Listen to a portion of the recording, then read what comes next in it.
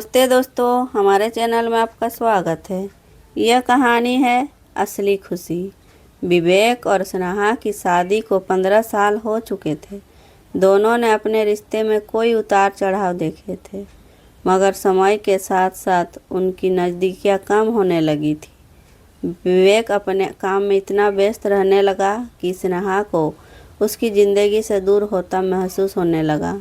शादी की शुरुआती साल बहुत खूबसूरत थे। विवेक हर छोटी बड़ी चीज़ में स्नेहा का ध्यान रखता था। सुबह की चाय से लेकर रात के खाने तक दोनों साथ बैठकर अपनी दुनिया की बातें किया करते थे। मगर वक्त के साथ विवेक की जिम्मेदारियां बढ़ती गई और काम का बोझ इतना बढ़ गया कि वह घर पर कम समय देने लगा।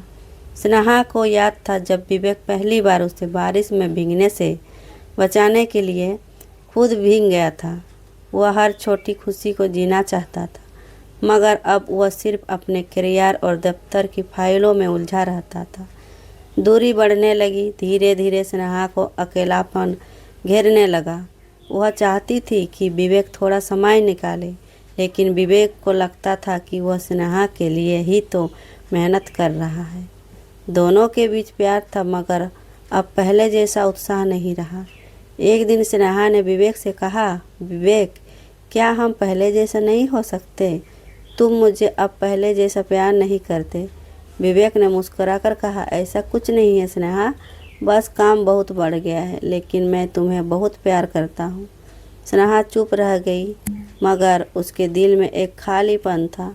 वह जानती थी कि विवेक उसे प्यार करता है, लेकिन अब वह प्यार सिर्फ शब्दों में रह गया था, एहसासों में नहीं।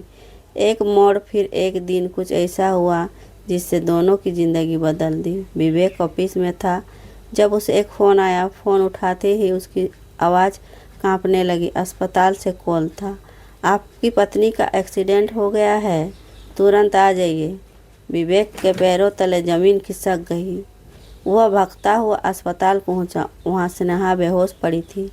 डॉक्टर कह रहे थे कि अगले 24 घंटे बहुत महत्वपूर्ण हैं।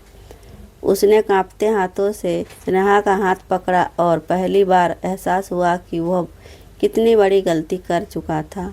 काम के पीछे भागते भागते उसने अपनी ज़िंदगी का सबसे अनमोल हिस्सा खो दिया था। उसने स्नेहा के माथे को चुमा फूट फूट कर रोने लगा। स्नेहा, मुझे माफ़ कर दो, मैंने तुम्हारा साथ दिया, मगर तुम्हें वक्त नहीं दे पाया। मैं तुम्हारे बिना कुछ भी नहीं हूँ, बस एक बार आंखें खोल लो। मैं वादा करता हूँ कि अब कभी तुम्हें अकेला नहीं छोड़ूंगा। नई शुरुआत। कुछ घंटे बाद स्नेहा को होश आ गया। उसने धीरे से आंखें खोली और विवेक को पास बैठे देखा। उसकी आंखों में आंसू थे, मगर इस बार ये आंसू खुशी के थे। विवेक ने उसका हाथ थाम लिया और कहा, अब मैं तुम्हारे बिना एक पल भी नहीं रह सकता। तुम मेरी दुनिया हो स्नेहा। स्नेहा ने हल्की मुस्कान दी और धीरे से कहा, तो फिर इस दुनिया को पहले जैसा खूबसूरत बना दो। उस दिन के बाद विवेक ने अपने जीवन को बदलने का फैसला कर लिया। उसने काम और परिवार के बीच संतुलन बनाना सीख लिया। अब वह हर शाम स्नेहा के साथ बैठकर बातें करता, उसकी पसंद की चीज़ें करता और उसके साथ जीने के हर पल को संजोने लगा था।